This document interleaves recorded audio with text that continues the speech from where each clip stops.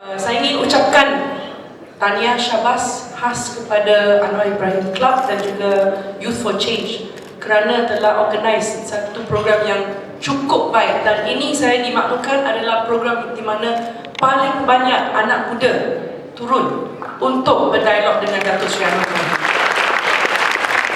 Dan semua publicity ini dibuat melalui Facebook dan Twitter saja, tidak ada iklan di newspaper dan sebagainya. So this is the new generation, generasi anak muda. Kita guna Facebook, Twitter, dan saya harap juga selepas program dialog ini, apa yang disampaikan oleh saudara Rafizi, Cik Puan Siti Aisyah, dan juga sebentar lagi Datuk Seri Anwar, apa yang mereka semua sampaikan, saya memang minta semua yang hadir pada petang ini untuk masukkan dalam Twitter, masukkan dalam Facebook, jadikan pegawai-pegawai, pengarah-pengarah penerangan untuk politik baru di Malaysia. This is what we ask of you. Kita tidak ada ruang dalam newspaper, kita memang tidak ada ruang dalam television, kecuali yang maki, caci, fitnah dan sebagainya. Jadi sesiapa yang hadir pada petang ini, whatever you like or don't like, please put on social media, kerana kita memang harapkan anak muda menjadi pengarah penerangan untuk bukan saja manifesto Pakatan Rakyat, apa yang disampaikan oleh Datuk Seri Anwar, tetapi intipati, the essence of what we are trying to fight today, iaitu politik baru untuk Malaysia. Jadi saya berhenti di sini. Saya dengan sukacitanya dan with great pleasure, saya ingin jemput Datuk Seri Anwar Ibrahim, Perdana Menteri yang akan datang. Assalamualaikum warahmatullahi wabarakatuh. Dan salam sejahtera. Alhamdulillah, nahmaduhu wa nusalli ala rasulil karim wa ala alihi wa sahbihi ajma'in. Terima kasih Wabi Ali, Rafizi, Nuriza dan pimpinan AIC dan Youth for Change. Terima kasih. Mengikut UMNO, nama saya Anwar Sultan Kiram, Ejen Sulu. Saya juga diperkenalkan sebagai penyanyi yang cukup berbakat oleh TV3 dengan lagu yang populer sekarang, Tanya Sama Najib. Dan di samping itu, UMNO telah menobatkan saya juga sebagai pelakon porno yang baru, dengan perempuan dan dengan lelaki. Sial nih porno. Sebab itu saya sengaja berikan pengantar hari ini untuk memahami bahwa bila kita bercakap soal perubahan, ia bukan soal perubahan tokoh. Kita cakap soal Anwar ganti Najib, bukan soal bukan soal keadilan PAS DIP ganti BN. Kita cakap soal sistem perubahan nilai.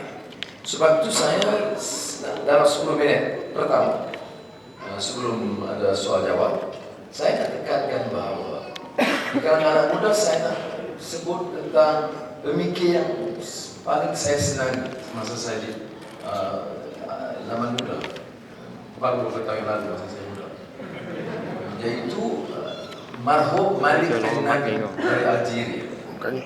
Bila kita cakap soal perubahan, soal cetusan perubahan, dia gunakan istilah inner struggle of conscience. Ingat? Boleh ulang? Boleh? Inner struggle of conscience. Inner struggle bermakna dia bukan kerana wah, bukan kerana gila kuasa, bukan kerana dendam. Dia mesti tercerna dari hati nurani yang baik. Dalam Islam kita sebut soal akhlak, etika. Maka kalau kita perintah, insyaAllah dalam masa singkat, kita tidak boleh ulangi fitnah, caci hamun, merendah dan mengaitkan orang, atau membuat tuduhan palsu kerana ia bertentangan dengan apa yang disebut inner struggle of conscience. Nah, itu satu. Siapa dia? Malik bin Nabi, inner struggle of conscience. You Google and find out more. Number two, kalau you baca tentang sejarah demokrasi yang murni di Amerika Syarikat, bukan yang diamal sekarang, cetusan awal kemurnian itu kerana dia ada asas agama juga yang kuat. Ya. Itu pernah dikupas oleh salah seorang pemikir Perancis yang terkemuka, yang menulis, nama dia Alexis de Tocqueville. Masa saya mengajar, baik masa saya memimpin ABIM, kemudian masa saya mengajar di Georgetown University, apa kursus pun, saya pergi kuliah accountability or good governance or Islam in South Asia, saya minta semua pelajar saya, sama ada undergraduate atau graduate, postgraduate program, membaca Alexis de Tocqueville, bukunya Democracy in America. Di situ dia sebut, Malik bin Nabi sebut apa? Inner struggle of conscience. Dia senang dengan kebaikan, dia senang dengan freedom, dia benci dengan kezaliman, dia benci dengan diskriminasi antara manusia, dia benci dengan sikap merendahkan darjat orang atau kaum orang ataupun bahasa lain. Ini hanya tercetus dari hati nurani yang bersih. Alexis de Tocqueville dalam bukunya Democracy in America, dia disebut habits of the heart. Demokrasi tidak boleh berfungsi tanpa sentuhan cernaan hati yang baik. Maknanya hati itu ada habit yang baik, habits of the heart. Nah, itu siapa dia? Alexis de Tocqueville. Habits of the heart. Malam ini sudah tidur, ulang. Dan yang ketiga ialah Mahatma Gandhi, seorang tokoh pemikir yang saya sangat hormat. Dia merentas paham penganut agama yang berbeda di India, paham perkauman, paham kelas. Dia tidak senang dengan orang yang menunjukkan kebencian. Dia meletakkan asas kemanusiaan yang tinggi. Kata Mahatma Gandhi, politik ini adalah politics of conscience. Ya, istilah interesting. Saya sengaja ambil Islam, saya ambil India, saya ambil Amerika. Dan tak ambil Cina pula, malah we will next time. Tapi kata Mahatma Gandhi apa? Politics of conscience. Sudah tahu anak cucu dia tu, Ratuan Gandhi is a great friend of mine dan kita sering bertemu. Tapi politics of conscience artinya what is politically right cannot be morally wrong. What is morally right cannot be politically wrong. Kan DJ kata. Mana kalau betul dari segi politik, dari segi moral dia mesti betul. Kalau dari segi akhlak dia betul, dari segi politik mesti betul. Dia tak boleh buat dari segi politik untuk menang, tipu boleh. Untuk menang pilihan raya, kecoh SPR dimungkinkan. That is morally wrong. Although politically right to defend your own political party, and that cannot be defended. Now, saya gunakan kaedah ini menekan besar apa yang Rafizi sebut, Siti Aisyah sebut tadi.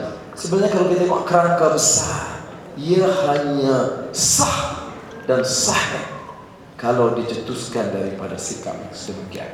Saudara kita kenal Abang Anwar ke Pakcik Anwar sini, tokoh politik ke ucapan? No. Ya.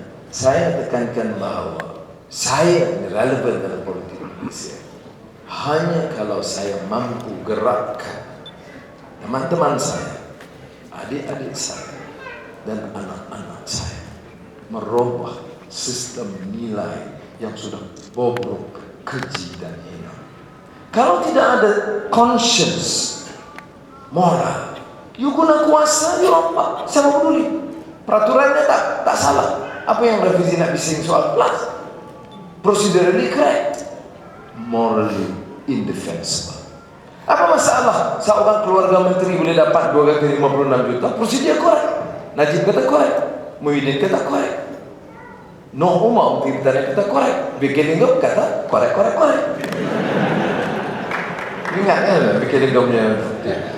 Itu masalah bagaimana penipuan dan rasuah dalam sistem bandar kehakiman yang terbongkar tahun 2006 2007. Ya, korek.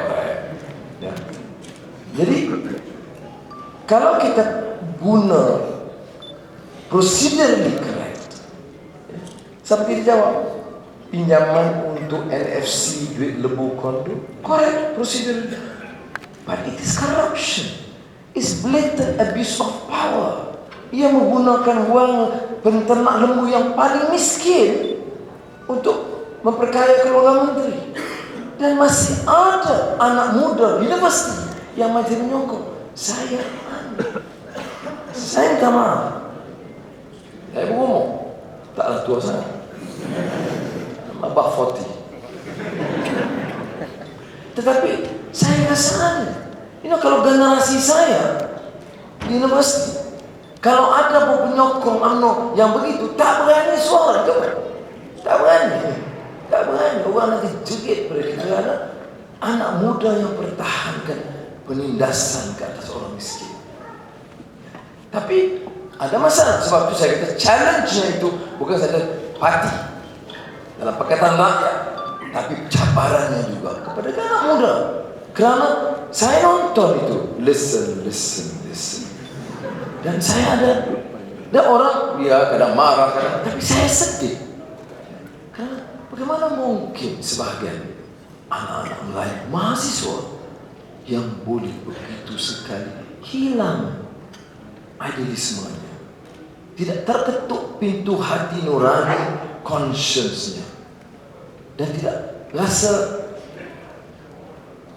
tersentuh bila seorang rakannya itu dihina begitu. Tapi tak, kita belajar dari pengalaman dan ada ruang untuk perbaiki. Jadi saya harap kuliah singkat untuk memberikan nama 3 pemikir dan pejuang, Malik bin Nabi, Alexis de Tocqueville dan Mahatma Gandhi. Dalam kuliah akan datang saya akan tanya, so AIC tolong rumuskan, dan kalau ada email send to them one paragraph, because that is what education is all about. And I'm not, saya tidak nak sentuh apa ni, profesor ada yang baik, ada yang saya kenal yang memang layak digelar profesor, ada yang cukup komited dan ada yang saya ikhlas katakan saya ada tinggi penghormatan saya. Tapi saya juga tahu ada Profesor Tangko yang kerjanya masuk kuliah mampu sekat, ugut dan bawa pandangan yang anti-intellectualism, anti-academic freedom, ya. Dan ini akan menumpulkan keupayaan ketedaman. Akhirnya small note, sudah tahu saya menutup universiti lain, tapi saya bernasib baik karena dalam siri kuliah ke universiti itu banyak sekali. Tapi saya pernah beberapa tahun profesor di Georgetown University.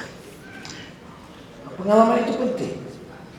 Jangan salah faham. Saya tak kata, ini University Georgetown terkemuka Amerika ini paling baik. Tidak.